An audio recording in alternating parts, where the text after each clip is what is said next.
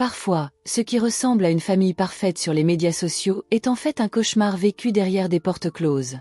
Il passait des heures à donner des conseils sur les relations à des inconnus sur Internet, tout en détruisant les nôtres à la maison. Lorsque j'ai appris que j'étais enceinte, j'ai réalisé que je ne pouvais pas laisser notre fille grandir dans cet environnement toxique. C'est alors que j'ai décidé de porter le coup de grâce, de la manière la plus ironique qui soit. Bonjour, je m'appelle Olivia, j'ai 29 ans et, jusqu'à il y a quelques semaines, j'étais mariée à Stéphane, un homme de 35 ans qui semblait être le mari idéal lorsque nous nous sommes rencontrés. Notre relation a commencé comme un conte de fées, rencontre romantique, conversation profonde jusqu'à l'aube et promesse d'un bel avenir ensemble. Nous nous sommes mariés après 5 ans de relation, et je croyais vraiment que nous avions construit une base solide pour notre relation. Le premier signal d'alarme est apparu lors de notre mariage. La mère de Stéphane, Diane, est arrivée vêtue de blanc.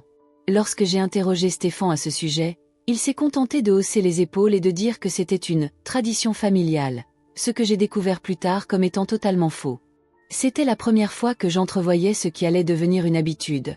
Stéphane choisissait toujours sa mère plutôt que moi. « Il faut que tu comprennes, Olivia, disait-il, ma mère a une façon particulière de montrer son affection. Elle ne veut que notre bien. » Mais le « meilleur pour nous » de Diane consistait à critiquer tous les aspects de mon existence, de mon apparence à ma cuisine. Lors d'un dîner en famille, elle a pointé du doigt mon assiette et m'a dit haut et fort « Pas étonnant que tu grossisses, ma chérie. Tu devrais peut-être manger comme une personne normale. » Toute la table s'est tue. Tout le monde me regarde, attendant ma réaction. Et Stéphane? Il a continué à manger comme si de rien n'était. Ce soir-là, entre deux sanglots, je l'ai confronté. « Pourquoi ne m'as-tu pas défendu ?»« Tu exagères, » a-t-il répondu sans quitter des yeux son téléphone portable. « Ma mère s'inquiétait juste pour ta santé, mon pote. » Ce « mon pote », sarcastique en fin de phrase, c'est sa marque de fabrique quand il est énervé contre moi. Comme si je n'étais qu'une lointaine connaissance qu'il tolérait à peine, et non sa femme. Au fil des ans, le comportement de Diane s'est aggravé. Elle a cassé, accidentellement, le collier que j'avais hérité de ma grand-mère, prétextant qu'il ressemblait à un bijou bon marché, et l'a jeté. Lorsque je l'ai dit à Stéphane, il s'est contenté de soupirer et de me dire que je devais arrêter de garder des bibelots sentimentaux. Pendant ce temps, Stéphane est devenu de plus en plus obsédé par Reddit. Il passait des heures à parcourir le fil d'actualité, à participer à des discussions sur les relations et ce que j'ai découvert plus tard, à évaluer des photos de femmes dans des subreddits spécifiques. L'ironie d'un homme qui donne des conseils sur les relations amoureuses sur Internet tout en négligeant son propre mariage ne m'a pas échappé. Notre maison est devenue ma seule responsabilité. Le ménage, l'organisation, les factures, tout était de mon ressort. Lorsque je demandais de l'aide, Stéphane levait les yeux au ciel. « Tu ne travailles pas aussi dur que moi, mon pote. C'est normal que tu t'occupes de la maison. » Ce qu'il oubliait commodément, c'est que j'avais aussi un travail à temps plein. La différence? J'assumais toujours toutes les responsabilités domestiques lorsque je rentrais à la maison. Stéphane ne se souvenait jamais des dates importantes. Mon anniversaire, notre anniversaire de mariage, même les simples rendez-vous que je mentionnais, tout semblait entrer par une oreille et sortir par l'autre. En revanche, il avait une mémoire impressionnante de ses propres heures de travail et des posts Reddit les plus populaires de la semaine. Puis vint la nouvelle qui aurait dû nous rapprocher. J'étais enceinte. Une petite fille. Pour la première fois depuis des années, j'ai ressenti une étincelle d'espoir. Peut-être qu'un bébé changerait notre dynamique. Peut-être que Stéphane comprendrait enfin l'importance de créer un foyer harmonieux. Mon espoir s'est rapidement évanoui lorsque Diane a commencé à faire des commentaires sur la mise en forme de la fille, et sur la façon dont elle l'élèverait pour qu'elle soit dure, parce que j'étais trop douce. Lorsque j'ai essayé d'en parler à Stéphane, il a ri. « Tu réfléchis trop, mon pote. Ma mère est juste ravie de voir sa petite fille. » Mais le moment qui a brisé mon cœur en 1000 morceaux s'est produit lorsque nous avons discuté des dispositions à prendre pour s'occuper de notre fille après mon congé de maternité. « Ma mère peut s'occuper d'elle pendant que nous travaillons », a suggéré Stéphane avec désinvolture, comme si c'était la solution la plus évidente au monde. Je suis horrifiée. C'était la même femme que j'avais vue battre le neveu de Stéphane pour de petites choses. La même femme qui m'humiliait constamment. Et maintenant, Stéphane voulait lui confier notre fille qui venait de naître ? Absolument pas, ai-je répondu avec fermeté. Je ne me sens pas à l'aise avec ça, vu la façon dont ta mère me traite. C'est comme si j'avais allumé une mèche. Stéphane a explosé. Tu es paranoïaque. Ma mère jouera un rôle important dans la vie de notre fille, que tu le veuilles ou non. Remets-toi en question, mon pote. C'est à ce moment-là que j'ai compris la dure réalité. Si Stéphane ne me défendait pas contre sa mère, comment pouvais-je espérer qu'il défende notre fille? La goutte d'eau qui a fait déborder le vase, c'est quand il a manqué notre première échographie. La raison. Diane avait besoin d'une aide urgente.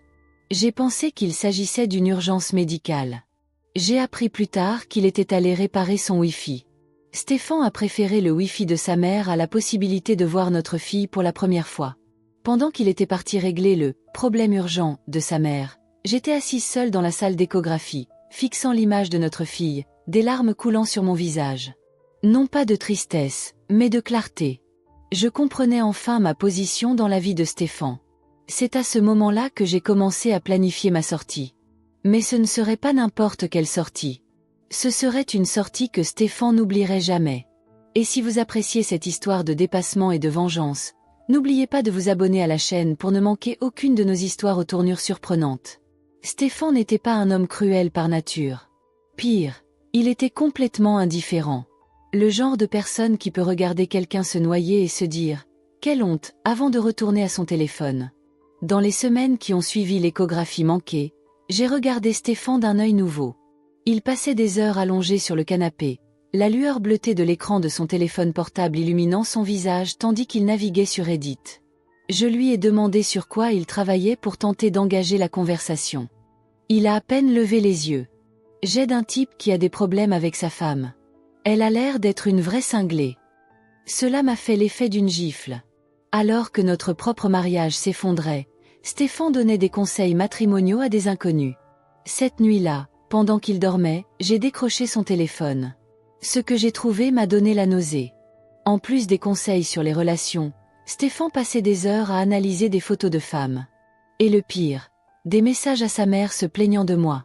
Olivia est plus émotive avec sa grossesse, écrit-il. Maintenant, elle est paranoïaque et pense que tu vas maltraiter notre fille. Ridicule, n'est-ce pas?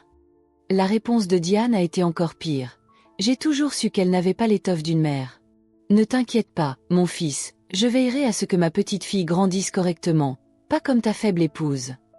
Le lendemain matin, Diane se présente par surprise. Sans frapper, comme d'habitude. Je suis venue apporter des choses pour la chambre du bébé, a-t-elle annoncé, portant des sacs de course. Quand je suis entrée dans la pièce, elle déballait des vêtements. Tous bleus. Nous savons que nous allons avoir une fille, ai-je commenté. L'échographie l'a confirmé. Diane m'a regardée comme si j'étais une enfant particulièrement lente. Le bleu est une couleur unisexe maintenant, Olivia. Ne sois pas si vieux jeu. Stéphane est apparu dans l'embrasure de la porte. Que faites-vous tous les deux? Ta mère a apporté des vêtements pour le bébé. Tout en bleu. J'espérais qu'il comprenne ma frustration. Au lieu de cela, il a haussé les épaules. Le bleu va bien à tout le monde. Arrête de t'en prendre à moi, mon pote. J'ai pensé, poursuit Diane, que lorsque le bébé arrivera, tu devrais peut-être emménager avec moi pendant un certain temps.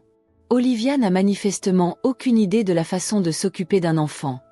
Je suis restée bouche bée. Pardon, quoi? J'ai une chambre libre, Stéphane. Vous pourrez y rester tous les trois jusqu'à ce que le bébé prenne ses marques. J'ai regardé Stéphane, m'attendant à ce qu'il refuse cette proposition absurde. Au lieu de cela, il semblait vraiment réfléchir à l'idée. Ce serait bien d'avoir un peu d'aide supplémentaire, a-t-il marmonné en évitant mon regard. Ce soir-là, j'ai reçu un message de Diane. J'ai déjà commencé à préparer la chambre pour toi. Et ne t'inquiète pas, je t'apprendrai à être une bonne maman. Ma main tremblait en tenant le téléphone. Mais au lieu de pleurer, j'ai senti un calme étrange m'envahir. J'ai commencé à faire des recherches. Divorce pendant la grossesse. Les jours suivants ont été un exercice de comédie.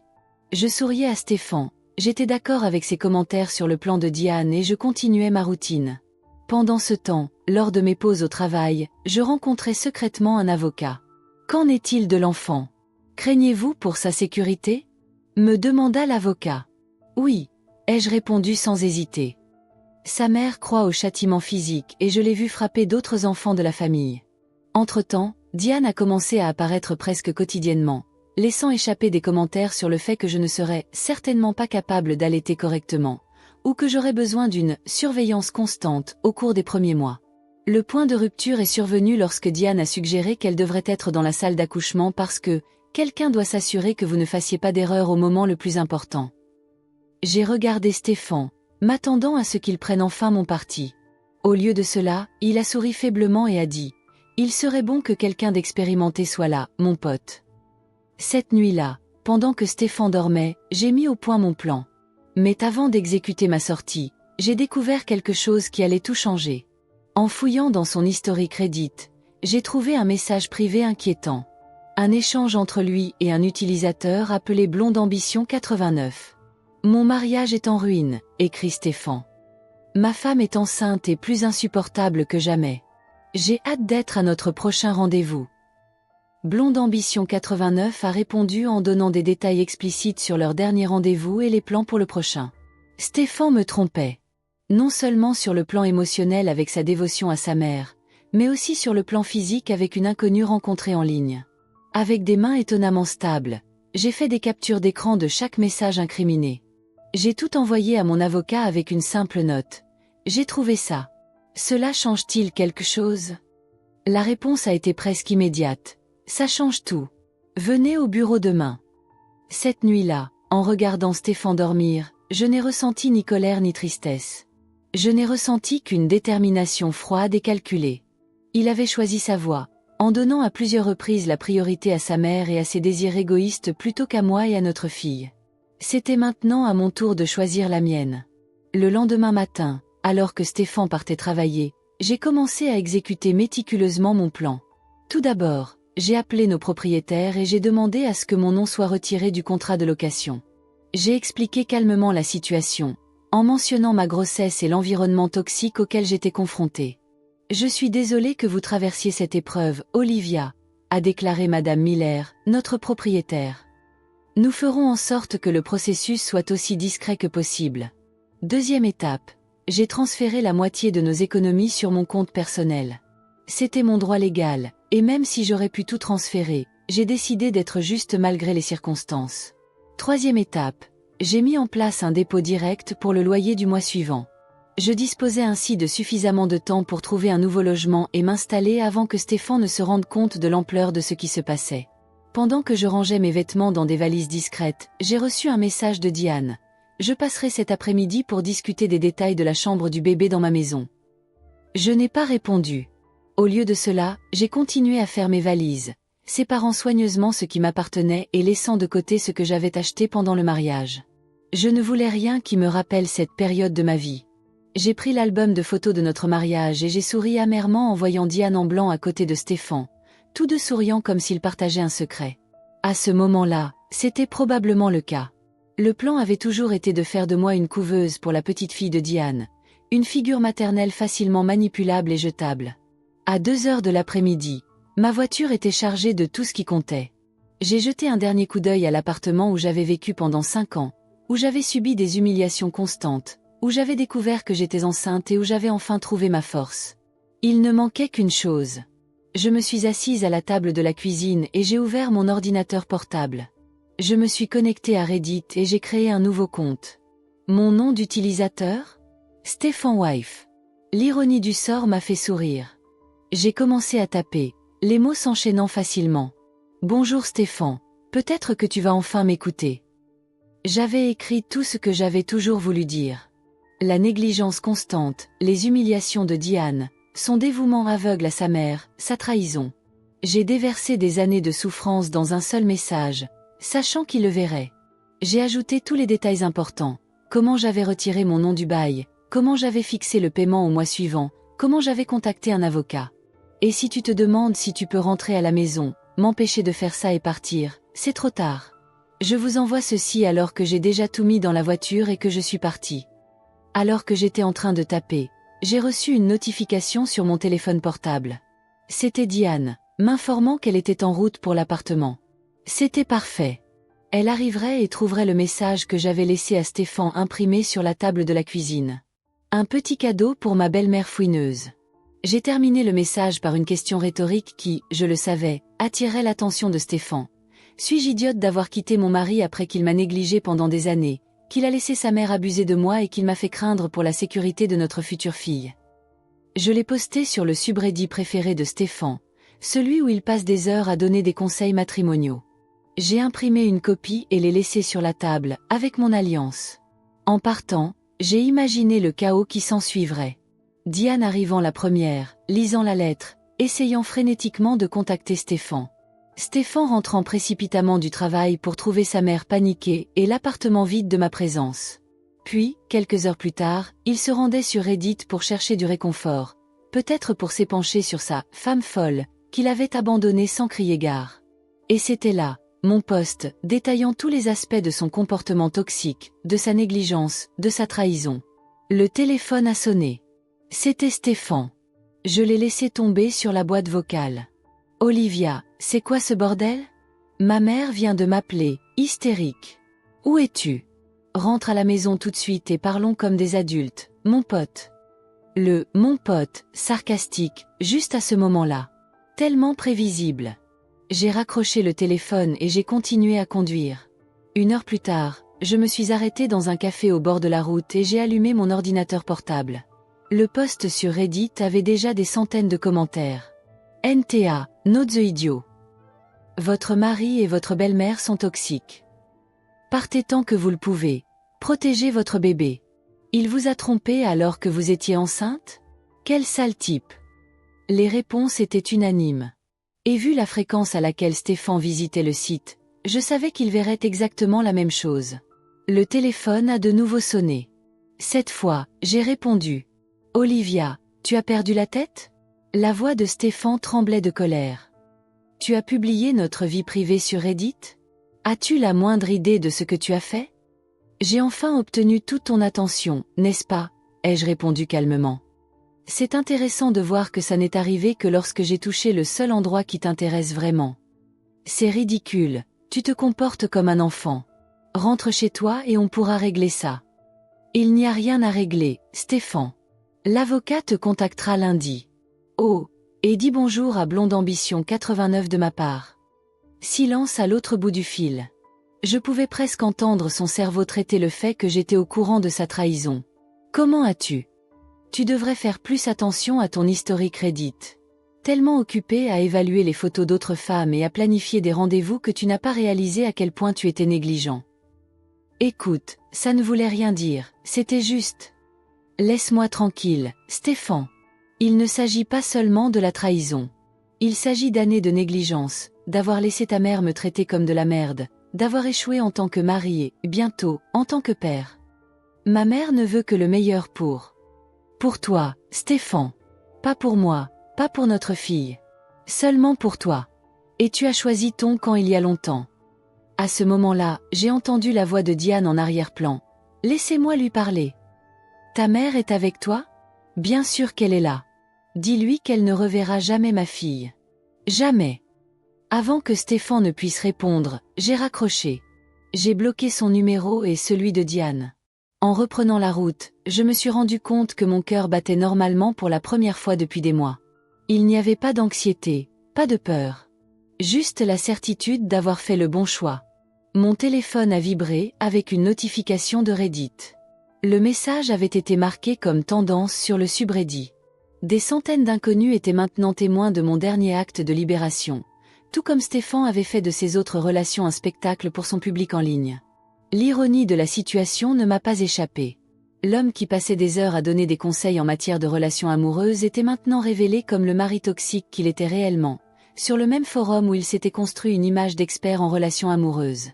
La vengeance parfaite n'a pas besoin d'être grandiose ou violente. Parfois, il suffit d'un miroir bien placé, reflétant le vrai visage du méchant pour que tout le monde puisse le voir. Les semaines suivantes ont été étonnamment paisibles.